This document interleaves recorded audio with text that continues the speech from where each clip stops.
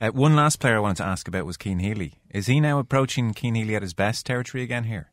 He looks good, doesn't he? He looks in great shape. As long as he's happy with his weight, that he hasn't trimmed down because someone told him he should be lighter, because props are a different animal. They're like wrestlers or boxers. They have a fighting weight. Now he's trimmed himself down. He seemed to have a lot of energy, a lot of carries, and maybe before he was focused more on his bulk, and that took away from his capacity to get around the field. But he seems to have the bit between his teeth again. But I think it's also symptomatic of the competition of the team, and that, you know, you get maybe one chance to make a good impression, and then somebody else comes in, you mightn't see it again. There's one other factor. He can catch again. His hand has been in really bad shape for the last year or 18 months.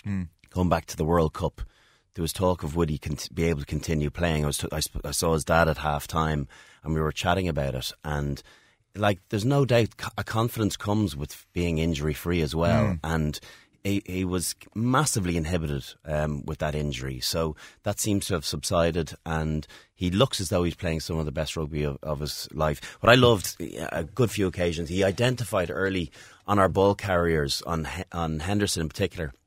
He'd be second man in, literally giving an extra nudge into the carry to add extra ballast. He identified when there was no tip-on option. It was like, right, I got to latch onto him and carry, and let my weight be added to his. And that got us over the advantage line.